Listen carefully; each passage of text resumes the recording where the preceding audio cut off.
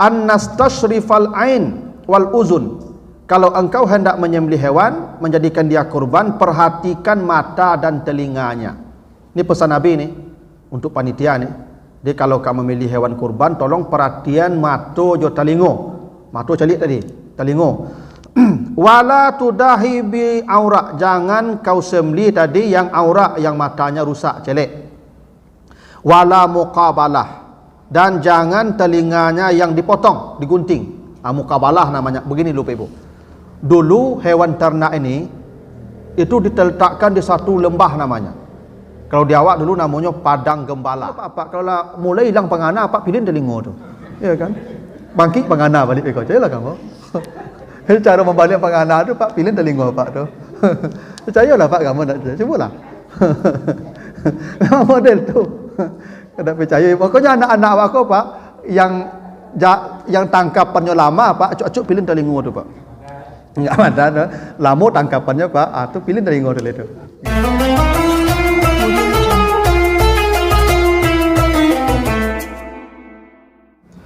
Kita bahas hadis pertama, hadis dari Abu Hurairah, hadis riwayat Ahmad dan Ibnu Majah.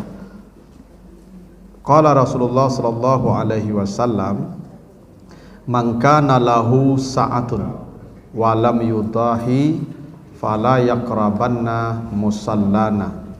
Kata Nabi, siapa yang ada memiliki kelapangan rezeki dan dia tidak berkorban, maka janganlah dia mendekati tempat salat kami. Jadi begini Ibu ya, hukum korban itu asalnya sunat. Beda dengan salat, puasa, zakat, haji itu wajib. Kalau korban hukum asalnya sunat. Tapi kata Allah, kalau dia sudah memiliki kelapangan rezeki dan dia tidak mau berkorban, maka dia tidak usah lagi ikut salat bersama kami. Satu Bapak Ibu ketentuannya, korban itu bagi yang memiliki kelapangan rezeki. Allah dan Nabi tidak menyebutkan siapa yang kaya ya. Karena bisa jadi ada orang kaya Pak tapi tidak merasa lapang rezekinya. Ada orang kaya Pak tapi pusing se kepala dari. Donya kaya Pak tapi orang korupsi itu Pak kaya tu Pak. Cuma tidak merasa cukup, tidak lapang rezeki terasa Pak. Nah kata Nabi, siapa yang merasa lapang rezekinya. Karena boleh jadi orang punya harta sedikit jumlahnya tapi dia lapang terasa. Maka yang berkorban itu bukan orang kaya, orang yang merasa rezekinya lapang. Sama juga orang pergi haji Pak Ibu. Banyak orang kaya Pak tapi nak pergi haji dah. Banyak orang keraja menggali bakwannya Pak tapi pergi hajinya. Kenapa? Kelapangan. Jadi yang diminta Allah dan Nabi itu siapa yang merasa rezekinya lapang. Ya, makanya Pak Ibu kita meminta rezeki itu dilapangkan, bukan dibanyakkan.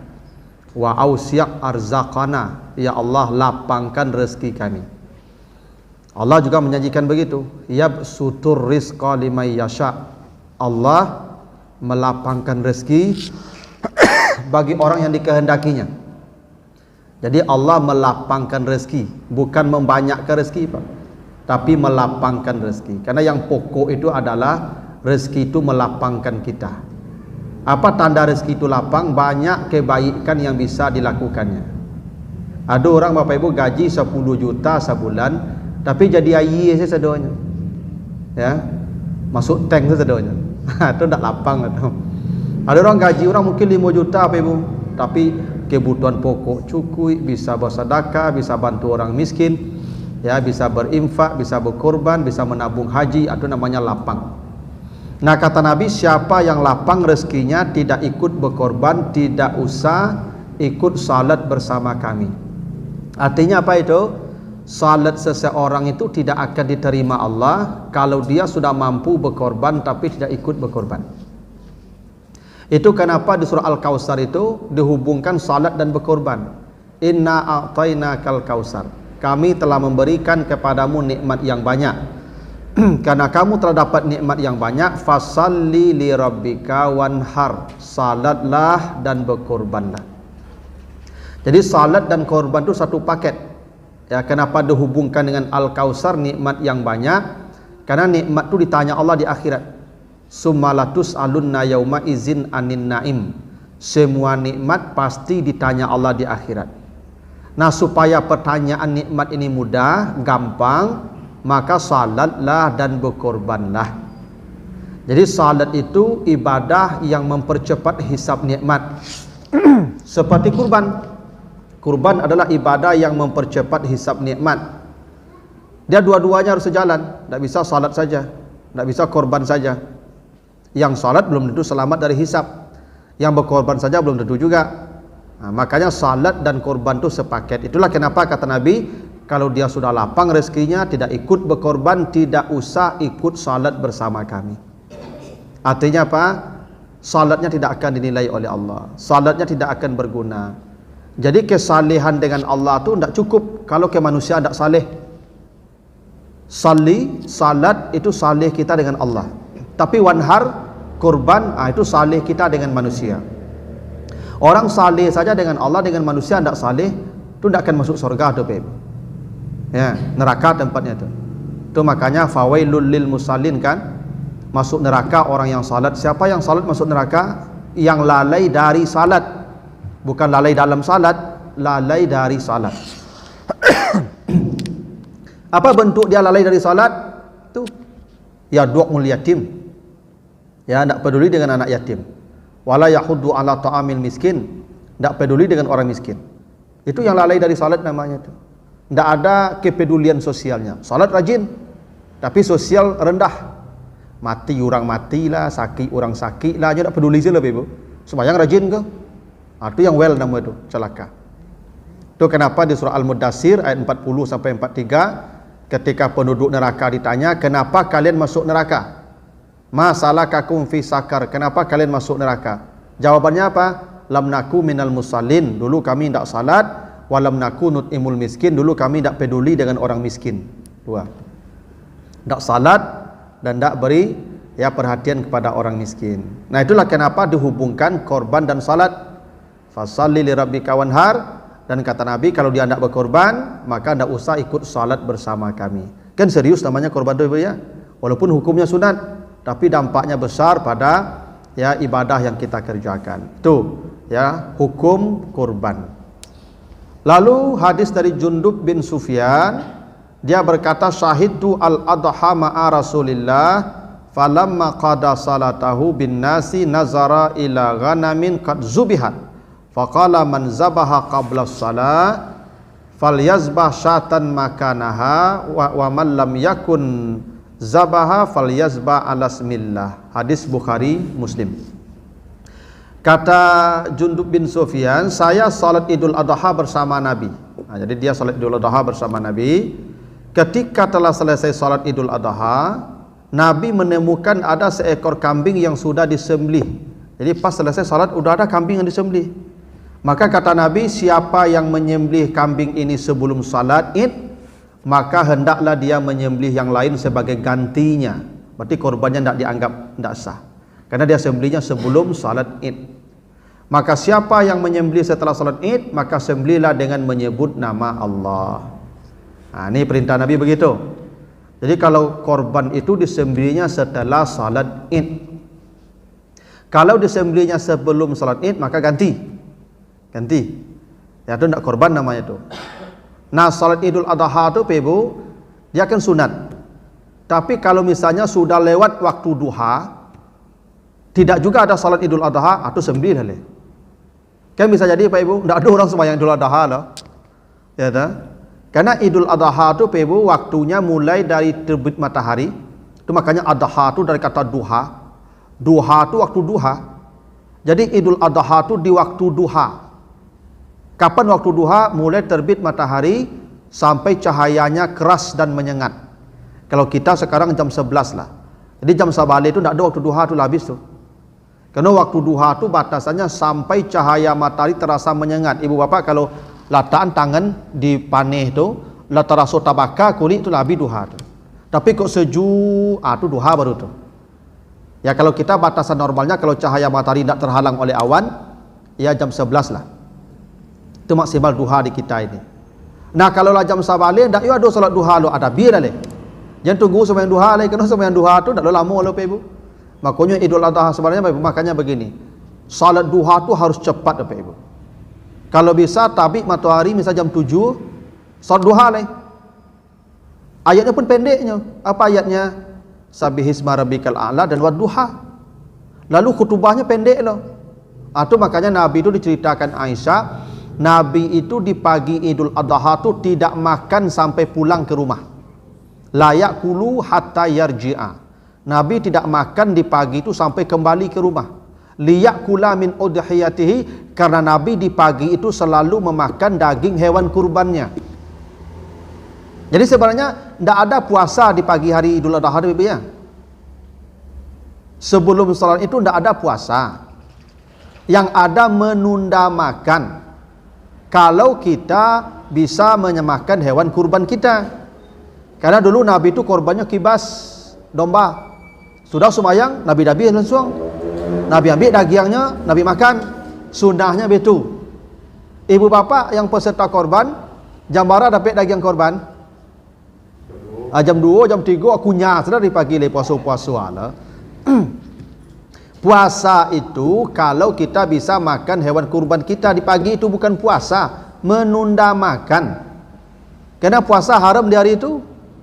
Di hari nahar tu haram puasa sampai hari tasyrik, tidak ada puasa, tidak boleh puasa. Cuman kebiasaan Nabi menunda makan supaya beliau makan daging hewan kurbannya itu sunnah. Pahalanya besar. Jadi hadis itu jangan dibaca separuh. Jangan dibaca Nabi tidak makan di pagi itu sampai pulang, jangan sampai di situ. Tujuan Nabi itu tidak makan apa? Supaya beliau makan hewan kurban beliau di pagi itu. Kalau kita tidak, kita korban kita sapi, ada penitianya, ya ta, kelompoknya bertunggu orang rami baru pembagian daging beko jam 3 makan salah dari pagi le. Jangan puasa-puasa hari itu le. Ya memang ada begitu Pak, dulu saya waktu kecil di kampung kape Semayang Rayo tu, awak akan makan pagi tu kecik amak, puasa lu. Beko lah buku sudah rayo sudah semayang. Tak ada puasa hari itu, haram puasa hari itu. Kan definisi puasa apa? Menahan makan minum dari terbit fajar sampai terbenam matahari gitu tak? Itu yang puasa. Kau menjalang sudah rayo puasa semayang, lu puasa namanya itu. Tidak puasa, menunda makan. Kalau kita bisa memakan daging hewan kurban kita, ya, dan itu pun bagi peserta kurban. Yang tidak peserta kurban lalu puasa. Ya, Nabi kan kena peserta kurban. Nabi punya kurban domba.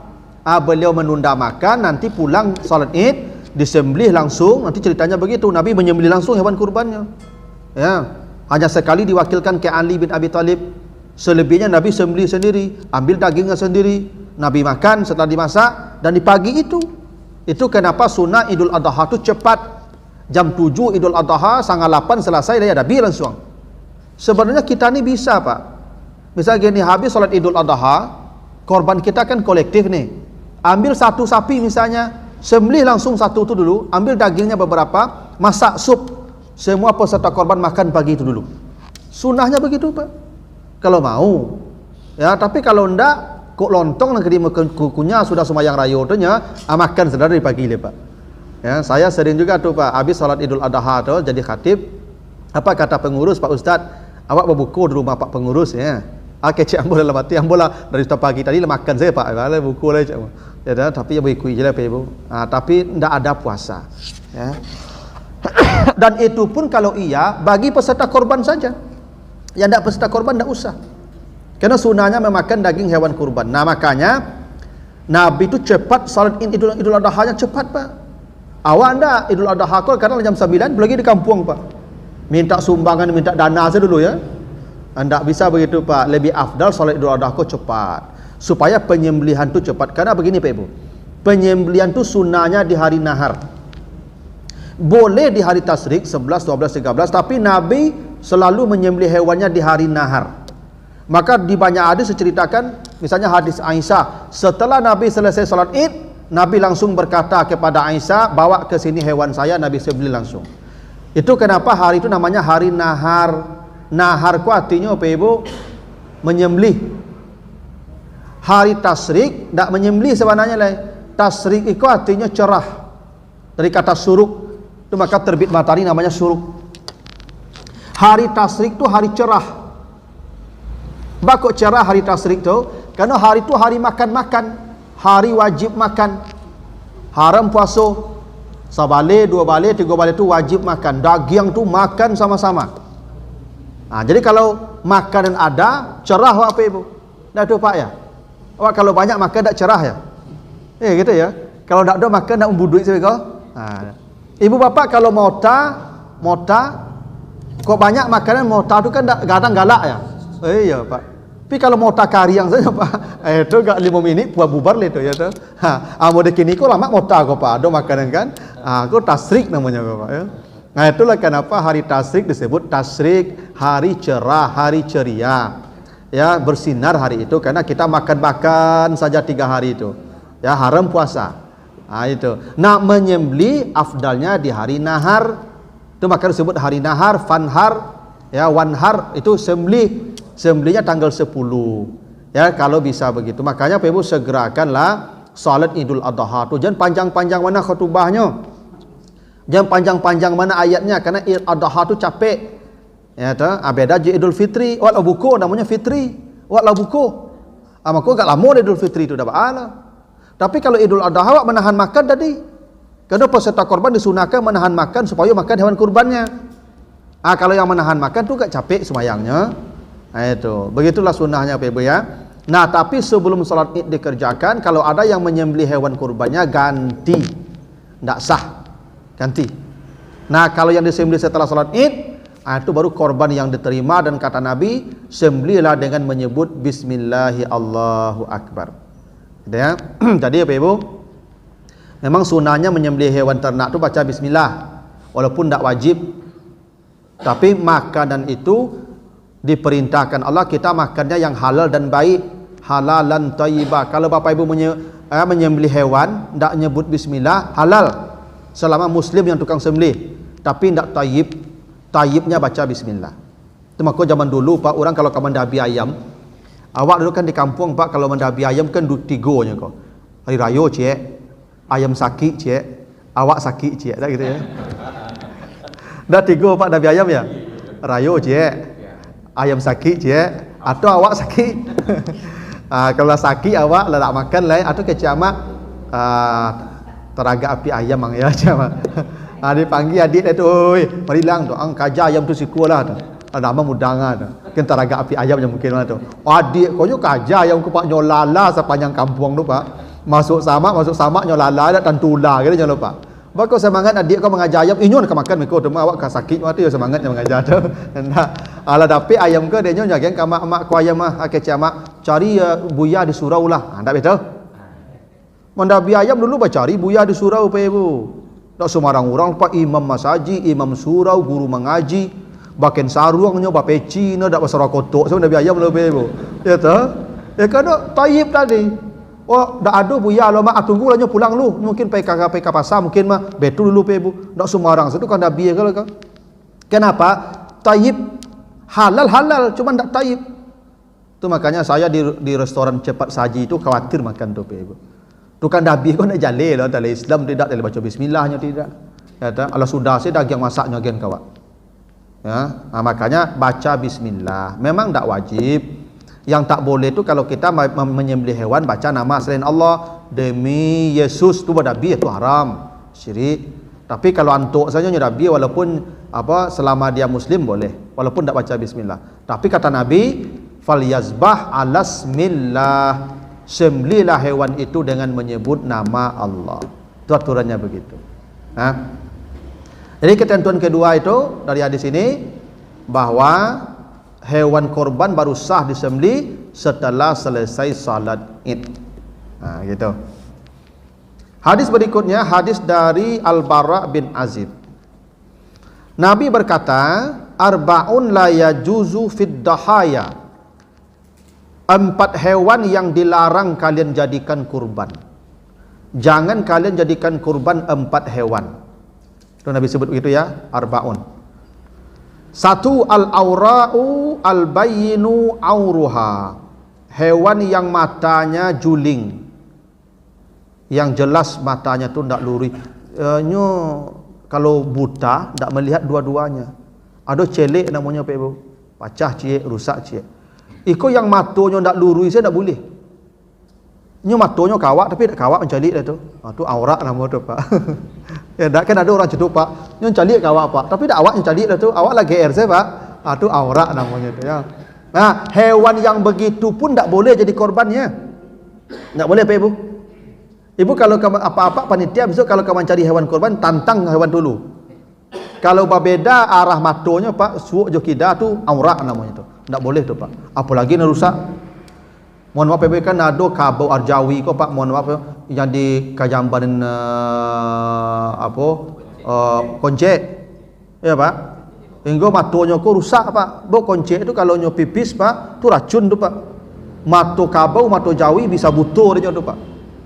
Minimal rabun. Aku ada mato jawi yang kane Kajamban koncek tu ndak boleh dah tu. Nyo lah rusak mato tu Pak Ibu. Nyo mato ko ndak boleh rusak. Ya, matonya sela ndak boleh tu Pak Ibu. Nyo hewan kurban ko filosofi itu nanti kata Nabi jadi kendaraan kita melewati sirat. Titian panjang alui Pak Ibu. Ya, kendaraan sela Pak Ibu. Bekonyo kama mencari beko Pak Ibu dah pencelapak ke bawah beko. Itu maka dicari hewan kurban ko yang matonya sehat. Jadi kalau matanya buta, ya celek, ya atau ndak lurus pandangan matanya itu pun ndak boleh jadi hewan kurban. Ya. Nah, ini panitia harus hati-hati nih Pak. Matonya jadi perhatian. Ya toh, kalau matonya cacat jangan dijadikan hewan kurban, ndak boleh kata Nabi, la yajuz, ndak boleh. Kalau ndak boleh berarti ndak sah. Tak boleh. Yang kedua, al-maridatu al-bayyinu maraduha. Hewan yang sakit, yang la jale sakit. Sakit. Misalnya mohon maaf ya matul lah berciri-ciri. Jangan jadi korbannya itu sakitnya tu mah. Orang sakit tak berciri matonya ya. Sakit tu Pak. Hewan dulu Pak, kalau ciri mato sakit tu. Kalau kusui bulunya Pak, sakit tu. Jadi bulu Jawi itu Pak, kok kusui bulunya Pak, tu sakit tu. Orang kalau sakit kan kusui rambutnya Pak. Ciri orang sakit kan kusui Pak. Binatang tu Pak, kalau sakit kusui Pak. Atau manuang-manuang saja Pak. Tak ada bagairah tu sakit tu. Hewan korban kau Pak yang lincah, yang licin kulitnya Pak, yang bakilik badannya Pak.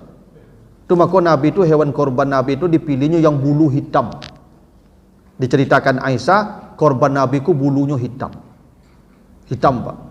Karena hitam tu kuat, simbol kuat. Orang hitam ku kuat Pak. Oh Pak, kalau Pak haji kan orang hitam dah kuat-kuat Pak ya. Hitam ku kuat. Maka ibu cari suami yang hitam. Ya. Yang hitam ku kuat Pak. Itu. Kalau yang putih aku tak kuat lah. Melele saya banyak. Yang hitam ku yang kuat kan. Jadi Bapak Ibu cari hewan yang fresh. Tak boleh sakit. Yogiyah nampaknya lincah hewan tu. Tu rancak tu. Makanya kalau sakit tak boleh, tak sah jadi korban. Lalu wal arja al bayin ya daluha, yang pincang kakinya, yang kalau berjalan nampak tengkak-tengkaknya. Ini penting nih Pak. Kenapa? Dengan pemilik hewan harus ada kesepakatan. Bisa jadi waktu menurunkan hewan dari kendaraan terpeleset. Lalu berjalan tatih-tatihnya berjalan Pak Ibu pincang, ganti itu Pak. Harus sepakat dengan pemilik hewan Pak. Kalau pincang ini hewan sebelum disembelih ganti. Dan jangan Bapak Ibu sembelih. Oh tak ada, biasalah tak kurangi daging, bukan soal dagingnya. Nabi melarang hewan yang kakinya tak lurus berjalan. Arja namanya. Bahasa Arawaknya tengkak. Kalau ada hewan kalau berjalan dia nampak kakinya kesakitan, tu tak boleh jadi hewan kurban. Nabi larang. Al-arja namanya. Berjalannya lurus-lurus, kancang larinya. Ya, hewan tengkak ko sama jodoh Pak Ibu, bocor banyak tu mah. Pak Ibu kalau bocor ban motor di bawah jalan dah. Sama itu di akhirat besok tu mah. Ya dah. Makanya harus yang sempurna, musallamah namanya. Yang selamat tubuhnya dari segala macam cacat. Nah, yang keempat kata Nabi al-kabirah allati la tunki, yang tua, yang tak berdagang lain. Hewan ni tuanya apa ibu? Kalau sapi di atas 5 tahun. Kalau lah 5 tahun tu lah tua. Jangan bapak ibu menyembelih hewan yang di atas 5 tahun. Lagaik nama itu. Al-kabirah. Nyo kalau lagaik apa pak? Kalau hewan kalau lagaik apa pak? Satu, nyo lah bengkui. Tu bengkui ya pak. Dak ba lama nya le pak. Dak ba dagiang le. Dah tinggal tulang sale. Lah kari cuit. Lah kari nyuit. Sama ibu-ibu kalau lah tua kan ya apa-apa ya je ya. Ibu kalau lah tua lah kari nyuit kan. Samanya tu. Samanya tu. Jawi je dulu mah. Lah tua je kari nyuit pak. Celik-celik jawi tua tu pak ada kari nyuit badannya ya. Orang je dulu tu pak. Nah tu maka tak boleh yang tua lah. Kalau apa-apa kau kari nyuitnya lama pak. Ya tu. Karena apa-apa aku padik tulang dagingnya padik. Ya kan dia diciptakan dari batu bata. Itu makok lama padik daging apa? Kau ni batu bata. Kalau ibu kan dari tulang rawan, lunak. Itu makok capek kericuitnya apa kerimuitnya. Jadi apa ibu? Yang tua tu tak boleh. Ya ibu-ibu capek tua dari kami tu, suku betul lah tu. Ibu capek tuanya. Karena ibu ko cairan ibu banyak tu maka badan ibu ko lunak, lembut karena cairan ibu banyak. Dan tu kalau rontok cairan ibu tu ibu kalau capek kerinyuit tu, keriput. Apa-apa ko lama keriput umur 60 lang keriput dia tu. Ya dah. Oh dia beliau kan lu nampak keriput lagi. Ya kan? Dia nampak keriput beliau tu. Dalam mungkin lebih 60 umur beliau kan.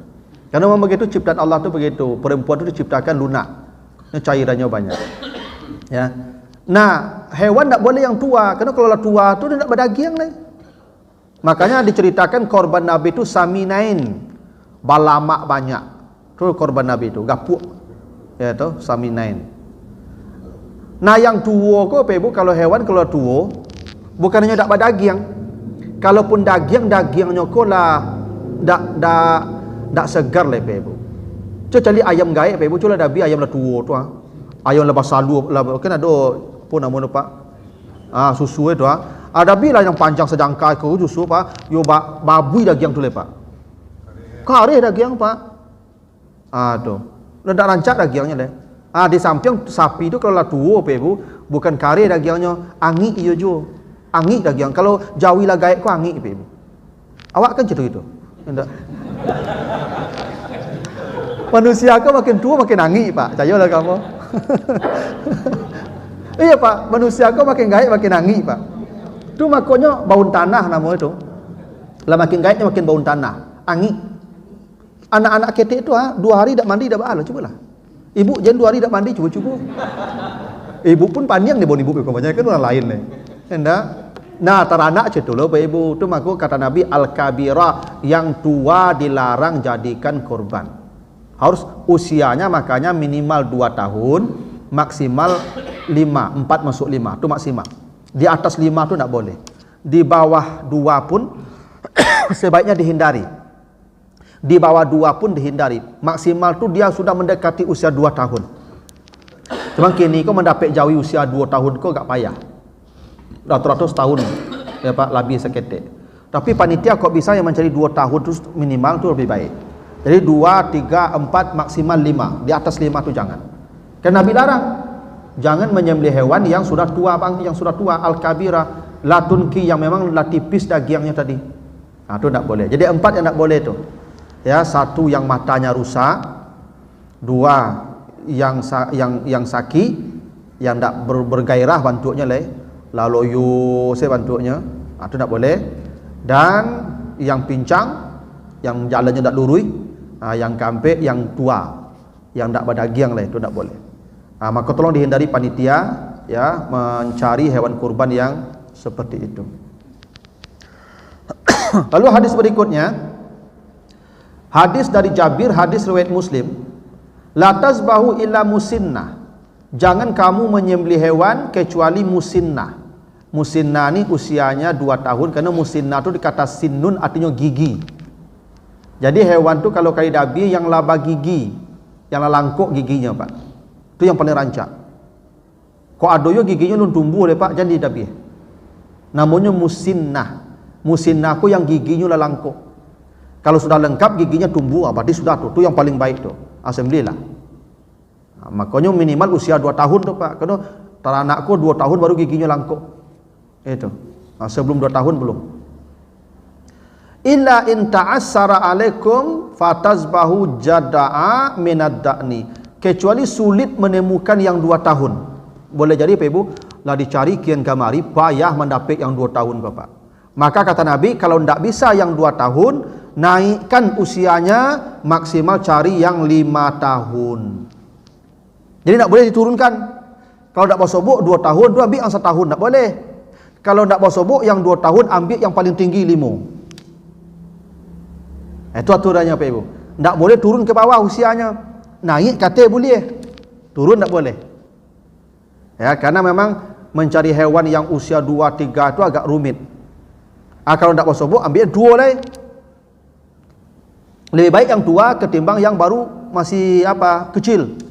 Makanya namanya musinnah. Kalau sulit menemukan musinnah, maka jaza'ah. Jaza'ah itu yang usianya di atas 5 tahun itu dibolehkan.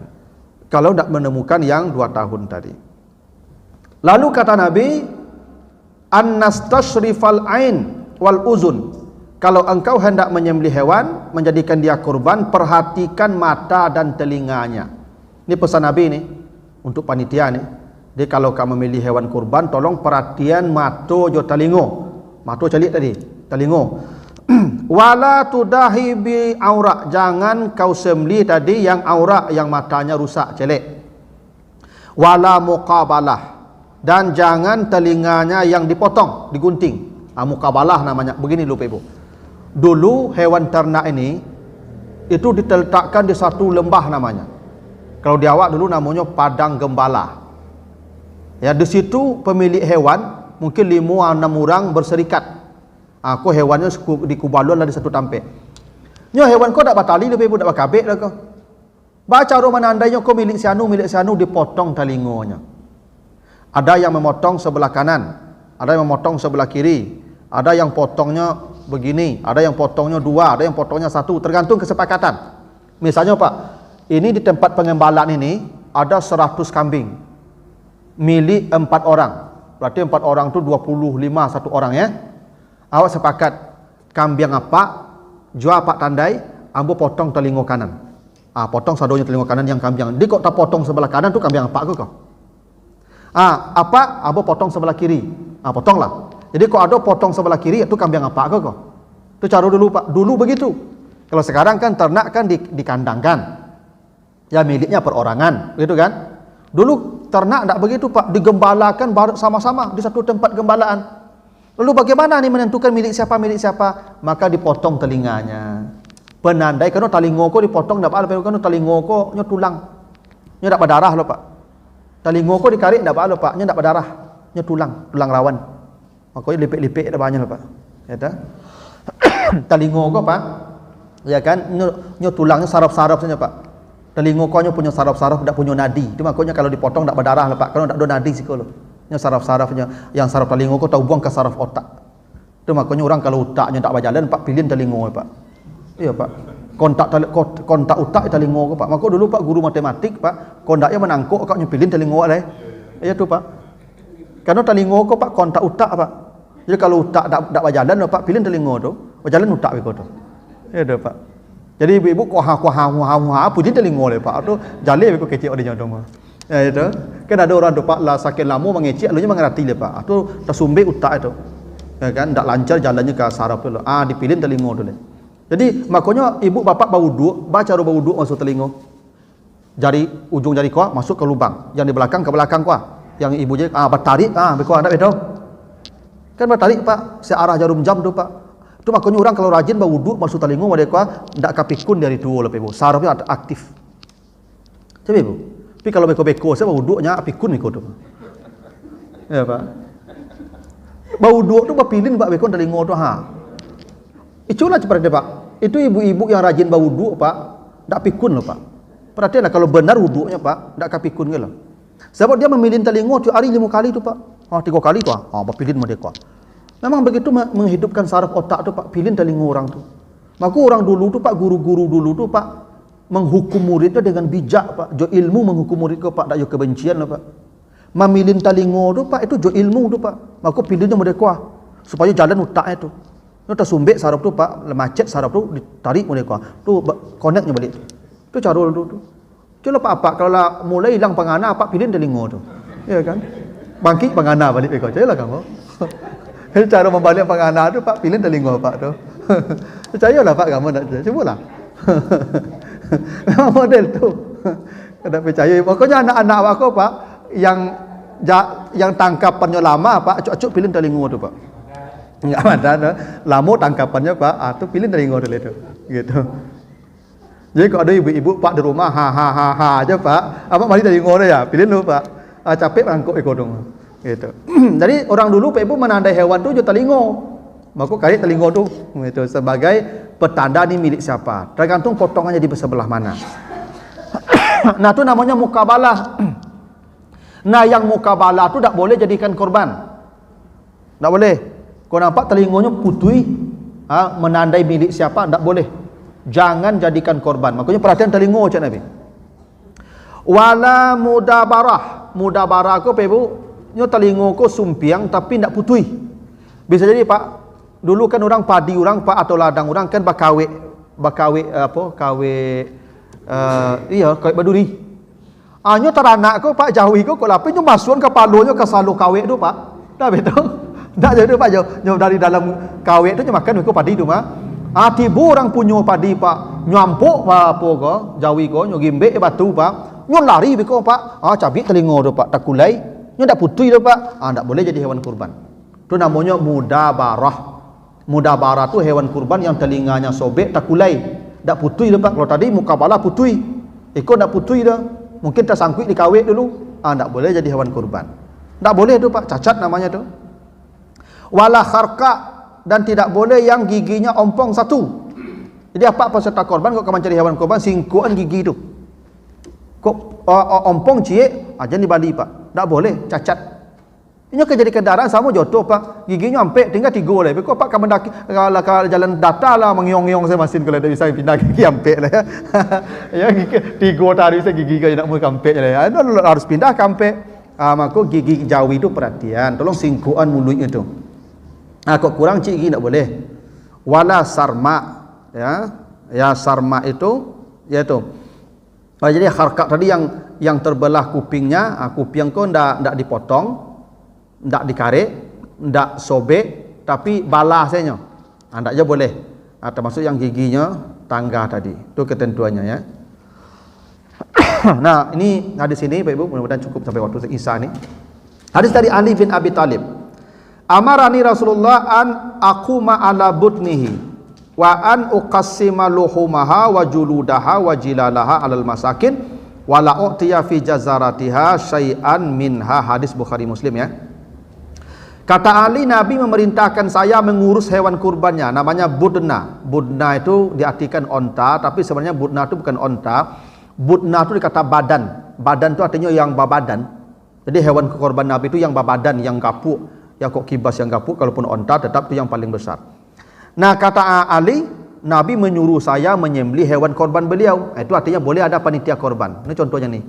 Ali pernah ditunjuk Nabi sebagai panitia korban beliau. Lalu setelah disembelih, Nabi perintahkan saya membagi dagingnya, kulitnya dan bulunya kepada penerima orang miskin. Dan saya tidak diperbolehkan Nabi mengambil sesuatu dari hewan kurban itu upah bagi tukang begalnya, bagi pekerjanya. Ini hadisnya ini dasarnya Pak Ibu ya. Tidak ada satu pun dari hewan kurban yang tidak dibagi dan dimakan. Semuanya dimakan kecuali bulu tadi. Kalau bulu jadikan pakaian. Itu makanya kalau masuk 1 Zulhijjah tidak boleh lagi memotong bulu hewan. Kalau domba, nanti bulunya pun dipotong setelah disembelih, dibagi pula bulu itu ke orang miskin.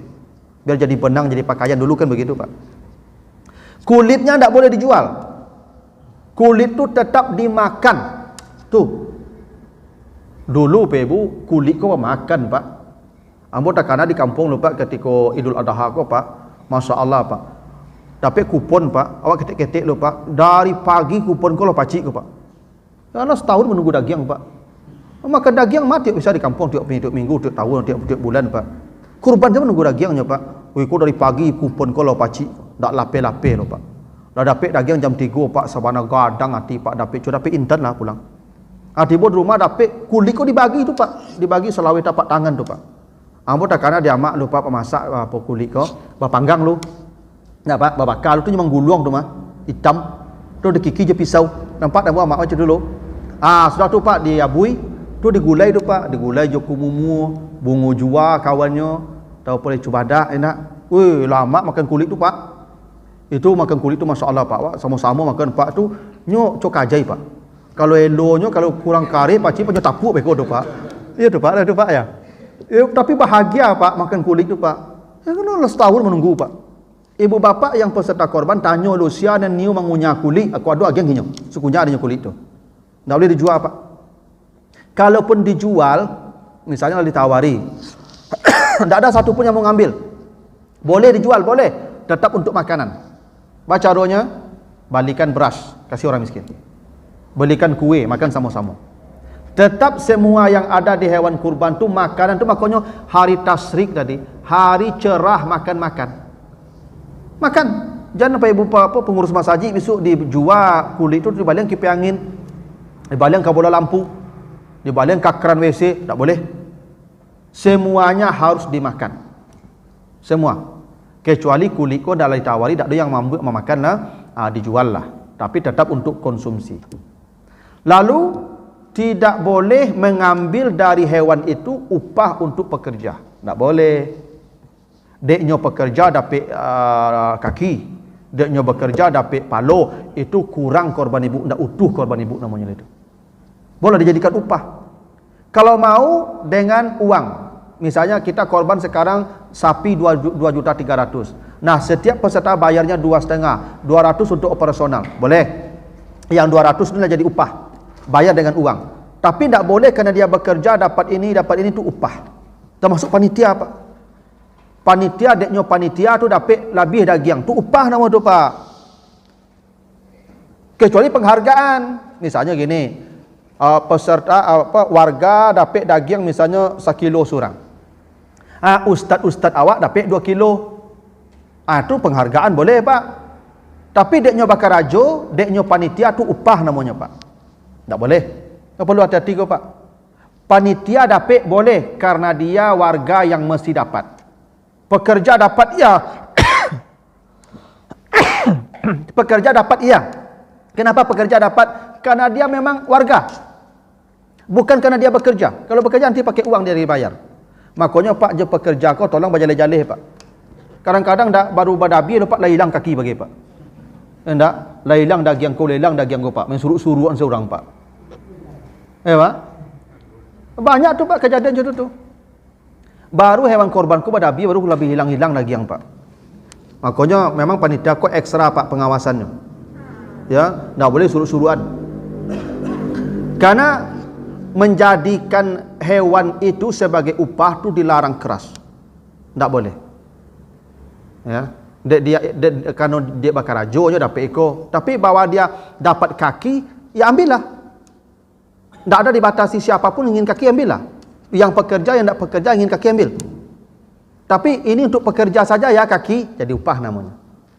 Itu tak boleh tu Pak. Menjadikan hewan kurban sebagai upah tu dilarang Nabi. Wala u'tiya fi jazaratiha syai'an minha. Jangan jadikan sedikit pun dari hewan kurban tu upah bagi pekerja. Tak boleh. Nah ini Bapak Ibu yang perlu kita hati-hati, nanti panitia aku harus tegas Pak. Panitia aku harus tegas. Makanya panitia aku yang memang yang tua Pak. Yang didanga kecilnya Pak. Ya jangan sama gadang saya Pak. Aku sama gadang mereka nyelaluan sedurangnya. Yang berwibawa, yang tua, yang dihormati, itu yang jadi ketua panitia korban tu Pak. Sehingga kalau mengecek orang takut, orang patuh. Nah itu. Nah tak boleh jadi upah. Tu Pak caranya Ustaz, kalau tak betul tak murah makan rajo Ustaz kata ya. Kan jadi masalah Pak. Misalnya kalau tak dapat labi orang kau tak punya kerajoi kalau kalau dia tak mau bekerja tak apa-apa. Dari awal kita sepakati saja dengan profesional. Kita bayar orang.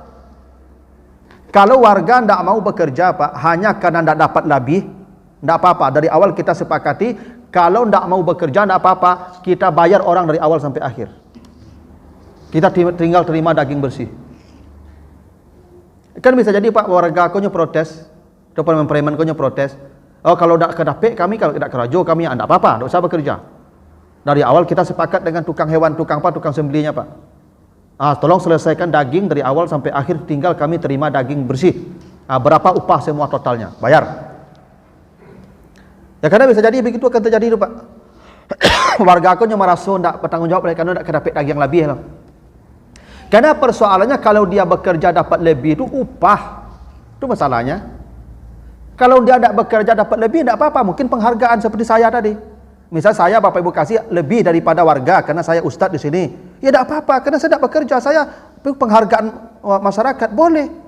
Tapi karena dia bekerja capek, lelah, dia tuh dikasih lebih sebagai penghargaan atas usahanya. Upah namanya tuh. Itu dilarang tuh Pak. Silakan Pak. Mungkin penghargaan, contohnya ustadz ya kan imam atau ustadz ya. Kalau seandainya penghargaan karena misalnya ketua pengurus gitu ya, apakah boleh? Boleh Pak. Boleh. Tokoh masyarakat, Pak RW, Pak RT, tetua, boleh. Tidak ada masalah. Kan tujuannya korban kok mengakrabkan kita. Makanya korban namanya dikata qarib. Ibadah yang membuat kita dekat. Kalau itu cara mendekatkan tidak apa-apa. Kasih lebih. Yang tak boleh karena dia panitia korban, karena dia pengurus korban, tu diagi tambahan daging. Ini dapat daging dapat, semua orang dapat. Kayu miskin dapat. Cuman dek balabi karadonyo panitia atau pekerja itu tidak boleh. Itulah jadi upah, berubah jadi upah namanya Pak. Ya tipis itu Pak. Ya. Makanya panitia korban itu Pak memang dari awal harus berkorban. Kan korban cerita Pak. Kok kamu cari untungnya Pak, jangan jadi panitia korban. Jangan, piok korban tadi Pak. Ustadz beko paca-paca banoto, itu korban namanya. Tapi korban tadi. Seluruh kita berkorban demi membahagiakan orang. Tapi kalau mencari untung Pak, itu enggak lah tuh Pak. Bahkan peserta korban pun kalau Nabi Pak, hanya makan sekali makan saja. Untuk dia dan keluarganya. Tidak pernah Nabi menyimpan daging kurban kok sebulan di kulkas loh Ibu. Ya tidak ada kulkas zaman dulu ya. Cuman Nabi sekali makannya Pak Ibu. Ya sekali makannya Pak. Yang lebihnya untuk orang. Kok ada peserta korban mengamuk-ngamuk ke panitia. Kok saketik peserta dapat daging, kamasnya daging banyak kok. Itu kabil tuh Pak. Ya, korban yang ditolak tuh. Ciri orang korban ditolak tuh ego. Pengen dapat lebih, pengen dapat banyak. Makanya benar tuh Pak, panitia korban kok yo abi Pak. Tarompa nyo abi, banoto nyo abi, minyak oto nyo abi, ya berkorban demi membahagiakan orang. Macam itu Pak, tapi pahalanya besar. Gitu. Silakan Pak. Terima kasih ya. Apa yang Buya sampaikan itu mungkin menambah ilmu kami mengenai pelaksanaan kurban. Buya kata tadi kan kurban itu setelah sholat Id. Namun kita di Indonesia ini kan terjadi perbedaan nanti mungkin kalau dari peserta kurban tersebut ada yang sholatnya misalnya hari Sabtu, ada sholatnya hari Minggu misalnya, tentu pengurus dan panitia harus menunggu yang lain untuk sholat dulu ya. Ya. Kemudian dari persyaratan sapi kurban itu tadi sudah dia sampaikan ada 4 itu supaya matanya. Mungkin selama ini kami dari pengurus dan panitia kurban awak mencari akoli pada aku agaknya dagingnya kan kadang-kadang tidak terperhatikan matanya tuh ya. Nah kemudian juga dengan penjelasan saya ini menambah gelar wawasan kami mengenai untuk penyembelihan sapi kurban. Kemudian untuk penyamaan persepsi di tengah masyarakat dari pelaksanaan itu ya, memang selama ini ada juga kita memberikan semacam aku jadi bekerja adilannya kupon. Tapi kalau misalnya tidak boleh diambilkan upah dari daging itu, tentu kita harus sepakat juga nanti panitia kurban lebih baik dibayarkan saja karena ada memang dana operasional yang itu ya. Jadi tentu pemahaman ini semuanya masyarakat paham, tahu nanti jadi lamun di kalau caranya jadi cara menyampaikan supaya masyarakat jemaah itu bisa menerima. Baik. Nah pertama boleh jadi Idul Adha itu berbeda tanggal 10 Dzulhijjahnya. dan peserta korbannya 7 orang di sapi yang satu, berbeda salat idnya. Maka yang belum salat id belum boleh sembelih, Pak. Maka peserta korban tanya dulu, apa idnya Kamis atau Jumat? Saya Kamis, yang sapi satu sudah. Kamis semua boleh sembelih. Tapi ada 1 orang yang hari Jumat, maka bersabar yang salat hari Kamis. Karena dia baru boleh sah menyembelih hewan korban setelah salat id dia. Dan 1 Zulhijjah, 10 Zulhijjah itu tergantung keyakinan masing-masing orang. Kalau dia yakin hari Kamis dengan pertimbangan tadi itu, dia melihat bulan tidak apa-apa. Kalau tidak melihat bulan, dia sempurnakan 30. Besok mungkin berbeda, Pak. Kalau berbeda Idul Adha kita, peserta korban itu kemudian berbeda pula salat idnya, maka yang salat id duluan menunggu kawan yang berikut. Berarti tundalah. Tanggal 11 dia menyembelih yang salat di hari tanggal 10. Yang tanggal 10-nya besok, berarti dia tanggal 10 dia. Itu harus begitu, Pak. Jangan apa-apa masih karya, pero sudah semayang Nabi lah, tidak bisa loh, Pak. Nyuruh semayang lah. Atau dibalik piti. Ya kan, berbalik seperti lah gitu ya. Bisa. Jadi yang anda murang kok membalik piti ya, tapi kan balon dibaca dulu kambiang itu, Pak. Batu kajo kambiang lah. Itu namanya, Pak. Tapi memang tidak boleh tunggu kawan yang belum sholat itu. Tunggu, Pak. Nah, soal bagaimana ini warga harus paham. Nanti panitia kumpulkan semua peserta kurban sebelum hari H. Kasih penjelasan seperti ini. Yang paling harus tahu itu peserta dulu. Ya. Agar operasional ini dia paham ini untuk ini. Hewan korban kita sekian. Tidak boleh jadi upah. Panitia juga harus paham, pekerja harus paham. Ya memang agama itu dipelajari, Pak. Model kini kok mendengar ceramah banyak konya baca doanya. Besok dengan satu koron yang melaksanakan korban kau sabalai, Pak. Itu macam pengana besok tu. Tapi paling tidak awak saling menyampaikan sajalah itu aturannya begitu. Itulah dulu Bapak Ibu ya, mohon maaf jika ada yang kurang berkenan. Subhanakallahumma wa bihamdika asyhadu an la ilaha illa anta astaghfiruka wa atubu ilaika. Wassalamualaikum warahmatullahi wabarakatuh.